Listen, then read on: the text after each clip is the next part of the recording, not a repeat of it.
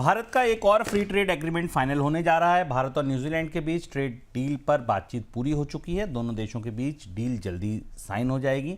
इस डील में भारत से न्यूजीलैंड को एक्सपोर्ट पर किसी भी तरीके की ड्यूटी नहीं लगेगी। साथ में न्यूजीलैंड भारत में निवेश बढ़ाएगा। हालांकि डील के तहत न्यूजीलैंड से सेब का इंपोर्ट सस्ता हो जाएगा, जिससे घरेलू सेब उत्पादकों पर असर पड़ सकता है। सर, और क्या खास बातें हैं इस डील की? ये भी न्यूजीलैंड की डील भी काफ़ी कई वजहों से पिछले लगभग 7-8 सालों से शुभम चर्चा में रही, क्योंकि न्यूजीलैंड कई ऐसे उत्पाद बनाता है, निर्यात करता है, जिनका सीधा असर भारतीय उद्योग पर, भारतीय उत्पादकों पर पड़ता है। तो डील का बड़ा फ्रेमवर्क तय हुआ है। उसमें लगभग भारत के सारे निर्यात 100% ड्यूटी फ्री एक्सेस में चले जाएंगे। इंडिया 70% टैरिफ लाइन पर पे ड्यूटी जीरो करेगा, जिसमें कि न्यूजीलैंड के 95% निर्यात शामिल होते हैं, और कुछ मामलों में जो टाइम लाइन है वो 10 साल तक धीमे धीमे कम की जाएंगी। इंडिया का जो सिंपल एवरेज MFN टैरिफ है वो 16.2% है, जो 13% के आसपास आ जाएगा इस डील के बाद न्यूजीलैंड के लिए।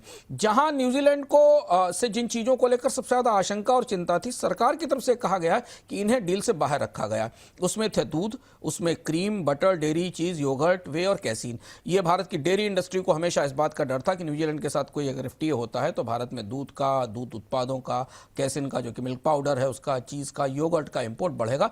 उसे बाहर रखा गया।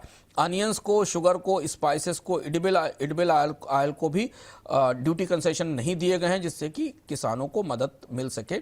ये बात सरकार की तरफ से कही गई है। न्यूजीलैंड को लिमिटेड एग्री आइटम में, जिसमें हनी है, एप्पल्स है, कीवी फ्रूट है, उस पर मिनिमम इंपोर्ट प्राइस की कैप के साथ भारतीय बाजार में आने की छूट मिलेगी। इसके अलावा इसमें एक फ्यूचर प्रूफिंग क्लॉज भी डाला गया है, जिसमें कि इंडिया अगर किसी दूसरे देश को, ये महत्वपूर्ण ध्यान रखना, ये बेहद महत्वपूर्ण प्रावधान है और इसका असर में आगे भी दिखाई पड़ेगा। ये क्लॉज कहता है कि अगर इंडिया किसी दूसरे देश को बेटर डेयरी एक्सेस देता है, यानी अपने डेयरी उद्योग को खोलने की इजाजत देता है, तो न्यूजीलैंड को ऑटोमेटिकली डेयरी में एक्सेस मिलेगी या न्यूजीलैंड से कंसल्ट किया जाएगा।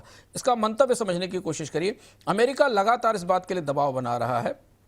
डोनाल्ड ट्रंप के साथ जो वार्ताएं चली हैं अमेरिका के साथ, उसमें डेयरी एक महत्वपूर्ण मुद्दा रहा है। अमेरिका चाहता है कि उसके डेयरी उत्पादों को भारतीय बाजार में जगह मिले। EU भी चाहता है, क्योंकि EU बड़ा डेयरी एक्सपोर्टर है। तो ये मोटा मसौदा है भारत और न्यूजीलैंड के बीच FTA का, जो अब साइन हो गया है। भारतीय निर्यातकों में जो भारत के निर्यातों की पुरानी सूची है, कपड़े और अपैरल और लेदर और footwear, marine products, gem jewellery, handicraft, यही एक बास्केट है भारत के निर्यात की बड़ी।